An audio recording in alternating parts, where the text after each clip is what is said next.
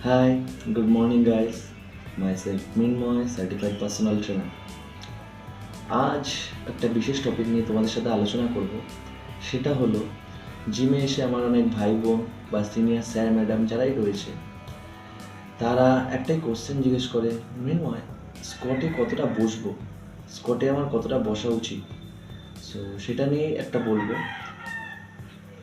কেউ যখন বিগিনিংয়ে স্কোয়াট করা শুরু করছো,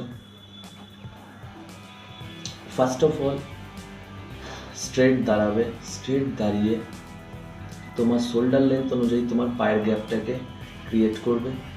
দেন টর্সোটাকে স্ট্রেট রেখে বসার চেষ্টা করবে।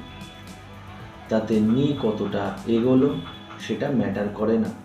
বসার টাইমে হিল যেন তোমার ফ্লোরে টাচ থাকে। এরপর যেটা লক্ষ্য রাখতে হবে, স্ট্রেটভাবে যখন বসছো, স্ট্রেটভাবে যতটা বসতে পারছো সেটা 80 ডিগ্রি নি ফ্লেকশন হতে পারে, 90 ডিগ্রি নি ফ্লেকশন হতে পারে, 110 ডিগ্রি নি ফ্লেকশন হতে পারে। যার যতটা হিপ মোবিলিটি রয়েছে সে ততটা স্ট্রেট বসতে পারবে। স্ট্রেট যতটা বসতে পারছো ততটাই তোমার স্কোয়াটের রেঞ্জ অফ মোশন। এরপর যেই জায়গা থেকে দেখবে একটা সার্টেন রেঞ্জ অফ মোশনের পর যেই জায়গায় দেখবে যে তোমার বাট উইঙ্ক হচ্ছে, মানে লোয়ার ব্যাকটা হাঞ্জ হয়ে যাচ্ছে, সেই জায়গায় কিন্তু যাওয়ার চেষ্টা করবে না। রেঞ্জ অফ মোশন তার আগের স্ট্রেট পজিশন অবধি তুমি যতটা বসতে পারছো সেটাই কিন্তু তোমার রেঞ্জ অফ মোশন। তো তোমার সেই রেঞ্জ অফ মোশন যদি বাড়তে চাও সেক্ষেত্রে তোমার হিপ মোবিলিটি আরও ইমপ্রুভমেন্ট করতে হবে, তোমার অ্যাডাপ্টার মাসেলগুলোকে আরও লেনদেনিং করতে হবে।